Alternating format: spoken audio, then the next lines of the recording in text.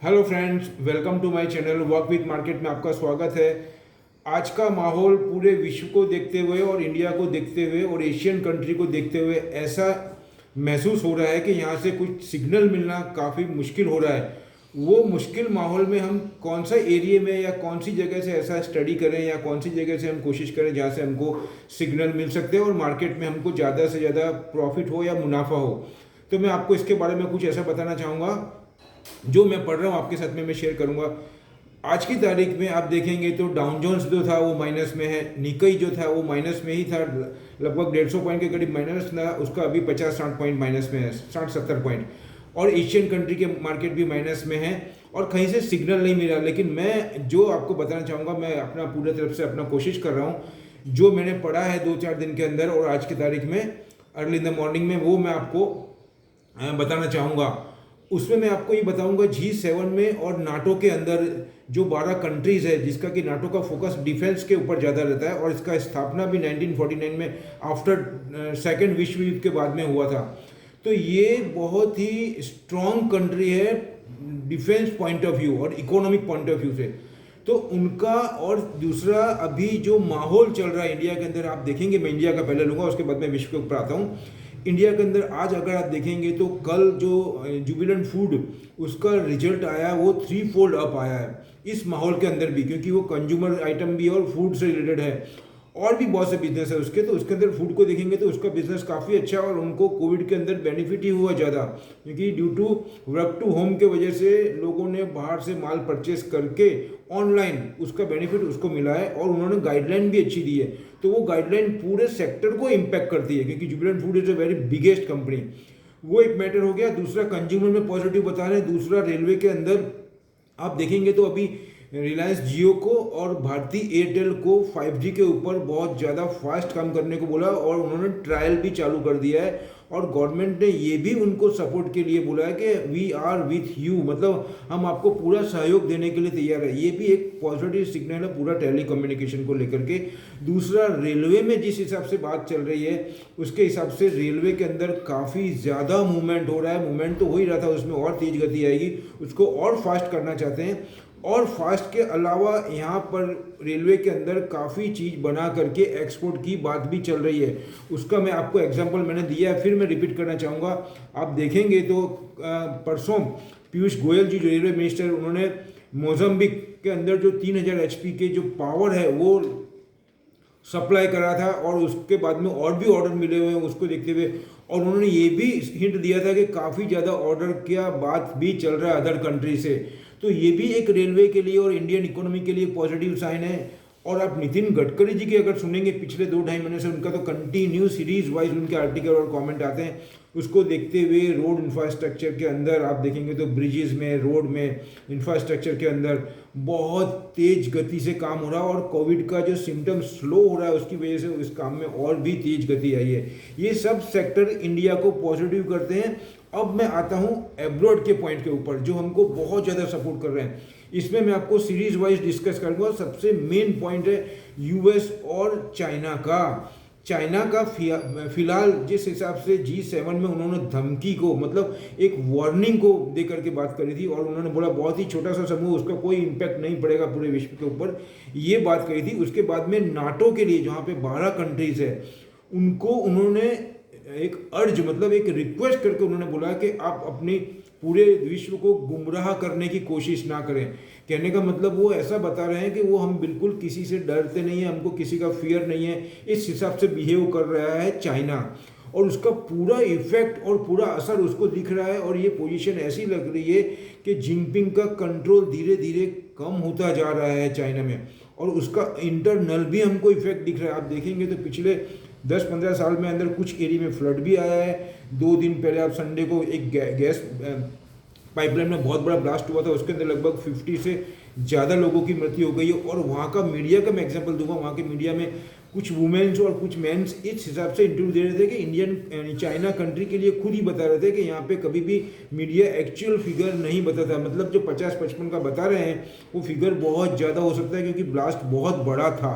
उसके पहले भी एक आप देखेंगे तो बहुत मल्टी स्टोरी बिल्डिंग के अंदर काफ़ी प्रॉब्लम हुआ था, और वीक में 2 दफ़े हुआ था। वहाँ पे मल्टी स्टोरी बिल्डिंग में से लोगों को बाहर निकालना पड़ा, उसको एम्प्टी करना पड़ा, और वो पूरा एरिया डिस्टर्ब हो गया। एक मैटर ये हुआ। उसके बाद में 15-20 दिन पहले एक और भी मैटर हुआ था जहाँ पे काफ़ी ज़्यादा प्रॉब्लम हुआ था चाइना के अंदर। और ये सब को देखते हुए चाइना अभी फ़िलहाल नेगेटिव फेस में है, और ट्रेड की वजह से उसको काफ़ी ज़्यादा फटका लग रहा है, मतलब इफेक्ट आ रहा है। और नाटो के अंदर क्लियर सिग्नल मिल रहा है ये कि आने वाले टाइम में उनका जो रुझान है पूरे यूरोप का, और यूरोप और अगर हम यूएसए को जोड़ दें तो ये बहुत बड़ी इकोनॉमी हो जाती है। मैं आपको ये बताना चाहता हूँ। तो उनका रुझान चाइना से विपरीत होता जा रहा है, चाइना को वो बाईपास कर रहे हैं। तो उसके अंदर अदर टू चाइना अगर हम कंट्री वो फाइंड आउट करेंगे तो उसमें सबसे पहला नाम इंडिया का ही आएगा, और कंट्री का भी आएगा, लेकिन इंडिया का नाम सबसे पहला आएगा। ये मैं आपको बताना चाहता हूँ। तो ये सब पॉइंट मिलके हमारे बाजार को आज पॉजिटिवनेस देंगे। अब कंक्लूजन लास्ट में ये बताऊंगा आपको कि उसका किस किस सेक्टर में बेनिफिट हो सकता है। दूसरा, मैं जो नाटो के अंदर बहुत बड़ी बड़ी डील हुई है उसके बारे में बात करूंगा। उसके अंदर ऑस्ट्रेलिया के prime minister mister Scott Morrison और यूके के प्राइम मिनिस्टर आपको बताऊंगा, आपको बोरिस जॉनसन, उनका कल 3 डील के अंदर अनाउंसमेंट हुआ है। उसमें वाइन को लेकर के हुआ है, ऑस्ट्रेलिया की वाइन को लेकर के। उसके बाद में आप देखेंगे तो रियल एस्टेट के अंदर जो टाइल्स और जो रियल एस्टेट के मटेरियल है उसको लेकर के, और मशीनरी को लेकर के, मतलब ये 3 क्षेत्र में हुआ है। और आने वाले टाइम में जितना मैं सोच रहा हूँ और समझ रहा हूँ, आने वाले टाइम में इंडिया के अंदर भी काफ़ी बड़ी बड़ी डील होगी यूरोपियन कंट्री से। और यूरोपियन कंट्री के अंदर जब वर्चुअल मीटिंग हुई तो उसमें मोदी साहब ने पार्टिसिपेट स्पेशल ऑर्डर पे, उन्होंने मतलब उनको स्पेशल क्या बोलते हैं उसको, कि उनको ऑफर मिला था आने के लिए वहाँ पे पार्टिसिपेट करने के लिए नाटो के अंदर। तो वो कोविड की वजह से गए नहीं थे और वर्चुअल मीटिंग उन्होंने अटेंड की थी, और उनकी मीटिंग को सभी ने अप्रिशिएट किया जो मोदी जी ने बताया था। और मोदी जी के लिए सबसे पहले बताऊंगा आपको, फ्रांस के मैक्रोन ने बहुत ज़्यादा अप्रिशिएट किया मोदी जी के काम को, मतलब इंडिया के काम को।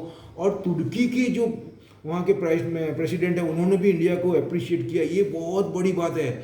और तीसरा सिग्नल मैं आपको बताना चाहूँगा इसके अंदर, कि जो जर्मनी के चांसलर है मार्केल एंगेला, जिनका कि सितंबर के अंदर इलेक्शन होने वाला है, उनके चांसेस कम है ऐसा बता रहे हैं। मार्केल एंगेला का जो अब तक का रुझान चाइना की तरफ था, उन पर कोई ऐसा प्रेशर आया बिहाइंड द सीन कि उन्होंने भी कल चाइना के लिए कुछ अपोज बोला है, मतलब उन्होंने चाइना की नीतियों को गलत बताया कि वो कुछ टाइम के लिए उन्होंने अपना एग्जांपल दिया कि हमारे जब यहाँ पे डील हुई थी तो वो बोला था कि लेबर हमारे जर्मनी के यूज़ होंगे, लेकिन उसके बावजूद भी उन्होंने चाइना के ही वर्कर को यूज़ करके, मतलब वो इनडायरेक्टली सबको डेप्थ के अंदर डालते हैं और उसका मिसयूज़ करते हैं चाइना का। और ये क्लियर कट सिग्नल उन्होंने बताया मीडिया के सामने। तो ये चाइना के लिए बहुत नेगेटिव पॉइंट है और हमको पॉजिटिव सिग्नल मिल रहा है यहाँ से।